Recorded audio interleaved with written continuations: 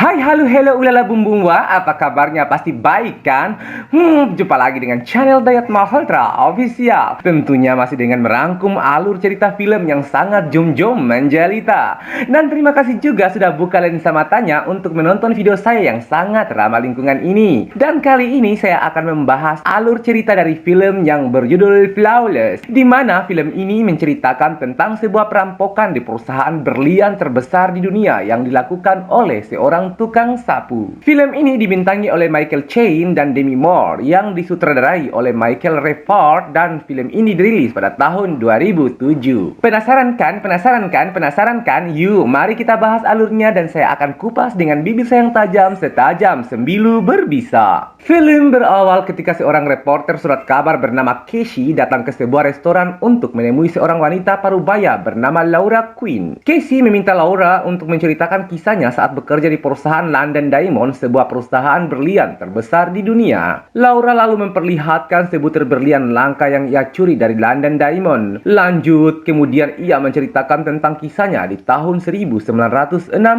Di situ terlihat Laura berangkat di pagi hari untuk bekerja di London Diamond. Saat semua pekerja lain berdatangan, orang kepercayaan perusahaan bernama Aiton mengambil berlian mentah dari brankas untuk dikerjakan. Kemudian direktur London Diamond bernama Milton bersama anaknya yaitu Ollie datang. Sedangkan di depan perusahaan banyak warga London berdemo tentang banyaknya orang yang tewas karena berlian. Namun Milton tidak menanggapinya. Lanjut, setelah petinggi-petinggi London Diamond berkumpul, Milton membicarakan tentang banyaknya orang yang tewas. Milton menyuruh mereka mencari solusi untuk bisa memperbaiki keadaan. Lanjut, kemudian Milton memberitahu jabatan manajer baru diberikan kepada Bolan. Mereka pun memberi tepuk tangan sambil mengucapkan selamat kepada Bolan. Berpindah ke Laura, ia merenung karena jabatan manajer bukan untuknya, padahal ia sudah bekerja keras agar bisa mendapatkannya. Saat itu Laura melihat surat di mejanya, namun setelah membukanya, Laura langsung merobeknya dan membuat surat baru yang diletakkan di mejanya. Setelah itu Laura terus bekerja walaupun semua pekerja sudah pulang. Di kantor itu seorang office boy bernama Hobbs sedang membersihkan lantai. Ketika melihat Laura yang masih bekerja, Hobbs berbicara sambil bercanda untuk menyemangati Laura.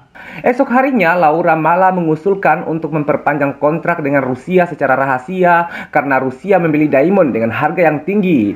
Rekan-rekannya setuju dan Milton juga terlihat setuju. Setelah Laura keluar, ternyata ia bertemu dengan temannya yang bernama Harold. Harold menawari Laura untuk bekerja di perusahaannya karena dulu sewaktu mereka kuliah di Oxford, Laura adalah wanita yang paling pintar dan ia pun memberikan sebuah kartu nama. Lanjut, keesokan harinya Laura kembali bekerja. Ia mendapat balasan surat di mejanya yang bertuliskan jam sekian dan bertemu di bioskop. Karena penasaran, Laura pergi ke bioskop untuk menemui orang yang membalas suratnya. Ternyata yang membalas surat Laura adalah Hobbs, seorang tukang pembersih lantai di kantor tersebut. Hobbs mengajaknya duduk dan memberitahu kalau Laura akan dipecat karena usulannya tentang kontrak dengan Rusia. Namun Laura tidak mempercayai hal itu. Keesokan harinya, Laura ingin memastikan perkataan Hobbs di ruangan seorang sekretaris bernama Penelope. Setelah melihat catatannya, ternyata benar ia menemukan surat pemberhentiannya dari perusahaan. Laura pun memikirkannya dan ia melihat tentang kartu nama yang diberikan Harold.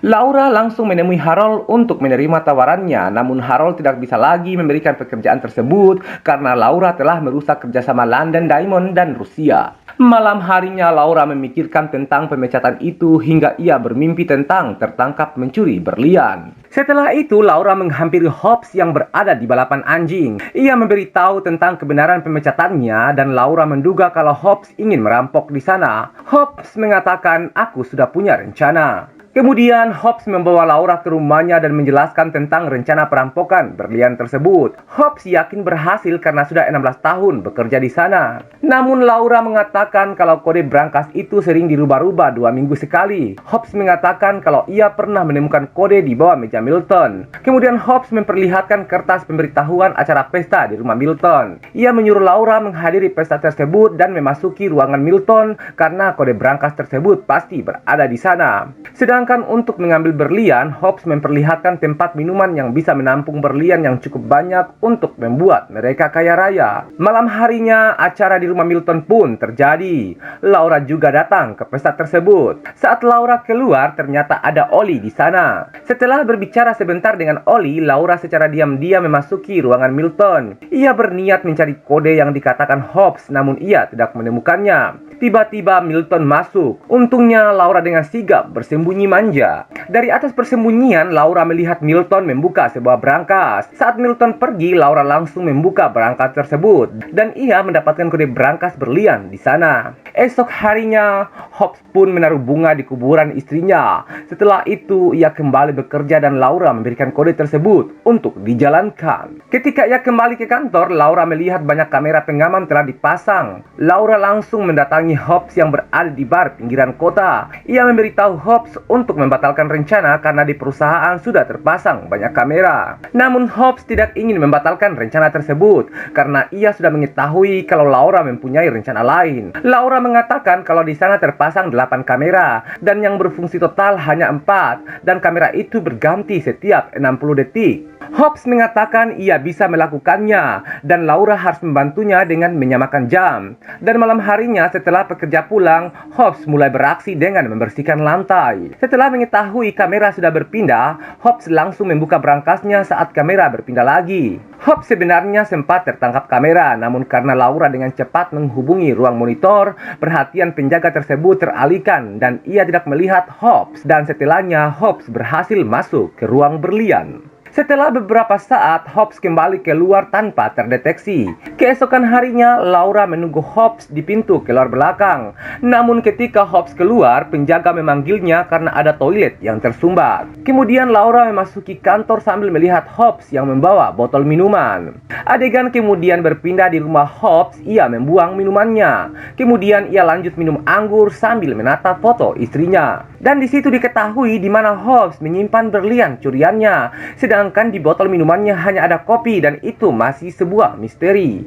Kemudian adegan berganti lagi di kantor. Semua pekerja Diamond pulang kecuali para petinggi. Ketika Laura keluar, ia melihat Jameson sangat panik sambil mencari Milton. Kemudian Milton mengajak Laura masuk ke brankas. Ia pun terkejut karena semua diamond di sana terkuras habis tanpa sisa. Sinclair dan agennya bernama Pinch datang ke kantor untuk menyelidiki kasus hilangnya semua berlian. Aiton memberitahu tentang keamanan brankas tersebut hingga ia menjamin tidak ada yang bisa menembusnya.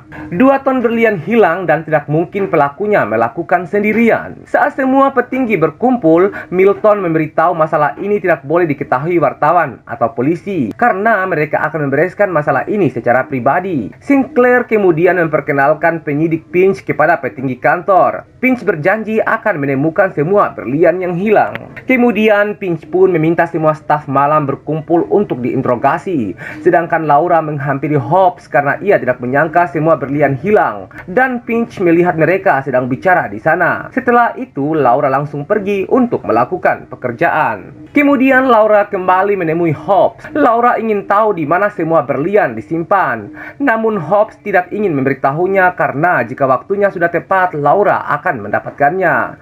Hobbs pun kemudian menyuruh tenang agar situasi dapat terkendali. Adegan lalu berganti lagi di mana para petinggi sedang berkumpul dan Boy memberikan sebuah surat untuk membela kliennya bernama Sinclair. Kemudian Boy mendapat telepon dari ruangannya. Boy pun kembali dengan membawa sebuah paket. Setelah itu ia langsung pergi. Saat Milton membukanya, ternyata paket itu berisi berlian langka yang telah dicuri. Adegan pun berpindah ke Laura. Saat itu ia sedang memikirkan masalah tersebut. Tiba-tiba Pinch datang. Ia menanyakan beberapa pertanyaan kepada Laura. Laura bisa menjawabnya, namun Pinch merasa kalau Laura terlihat sangat gugup. Sebelum keluar, Pinch bertanya tentang Hobbs karena ia melihat Laura dan Hobbs tadi berbicara. Laura mengatakan ia hanya meminta kepada Hobbs untuk memperbaiki radiator kantornya. Lanjut kemudian Laura menghampiri Jameson untuk mengatakan kepada Finch kalau ia ingin membantu penyelidikan.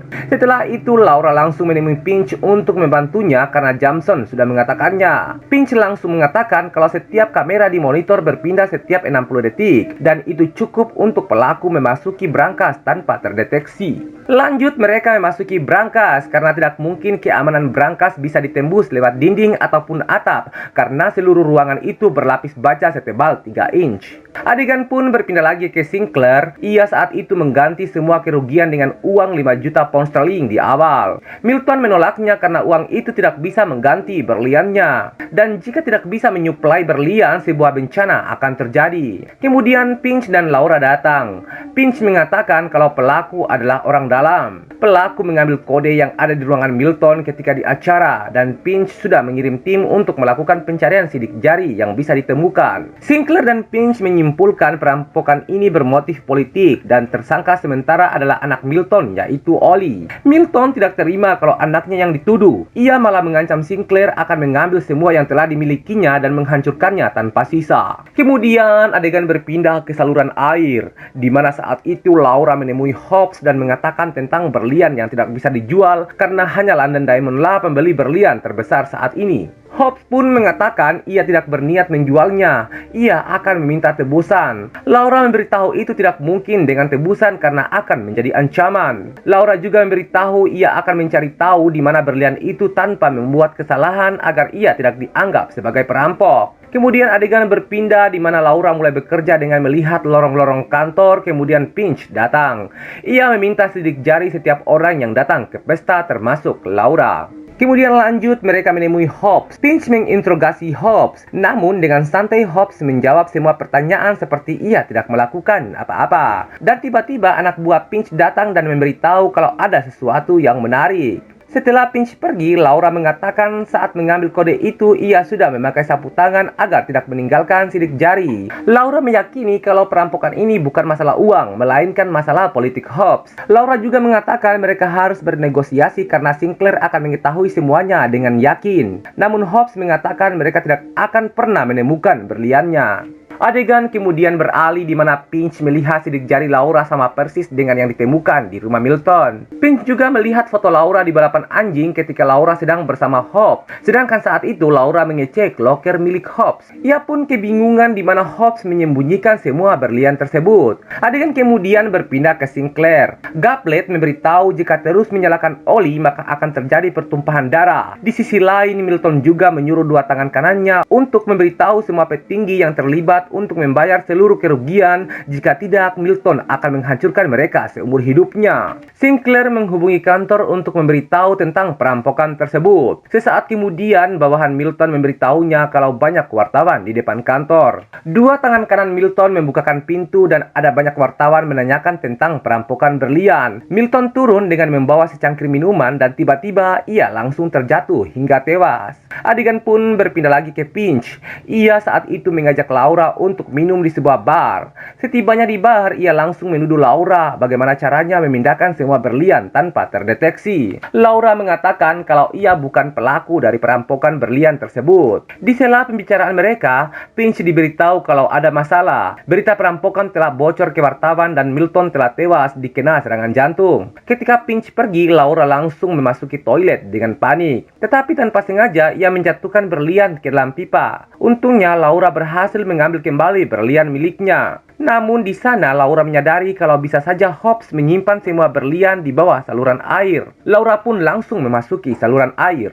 Saat berada di bawah saluran air, ia bertemu dengan Hobbs yang membawa senjata. Laura mencoba kabur namun ia malah terjatuh di saluran itu. Disinilah Hobbs mulai menceritakan tentang kenapa ia mulai merampok. Karena ia ingin membalaskan dendam istrinya kepada Sinclair. Saat itu istrinya mempunyai kesempatan sembuh dari kanker. Namun karena perusahaan asuransi yang dipimpin Sinclair membuat istrinya terlambat masuk rumah sakit. Karena lama menunggu giliran, akhirnya istrinya meninggal. Dan sekarang Hobbs telah berhasil menghancurkan Sinclair hingga sehingga membuatnya bunuh diri.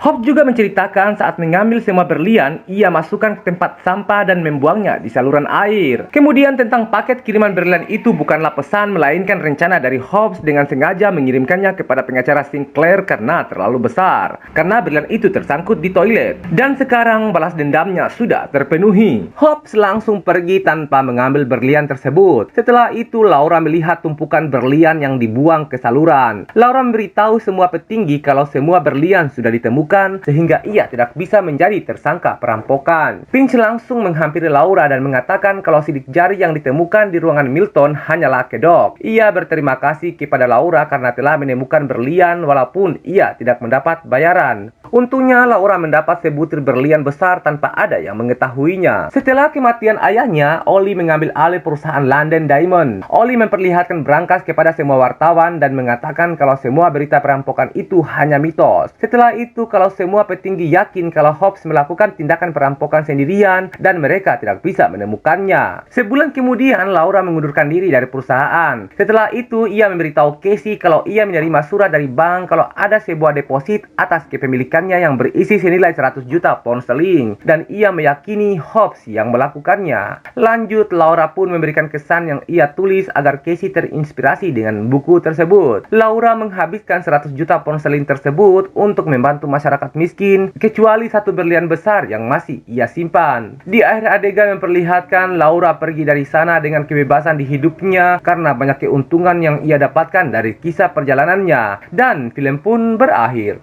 Demikianlah alur dari cerita film Flawless. Saya Dayat Malhotra Official Channel undur diri di hadapan Anda.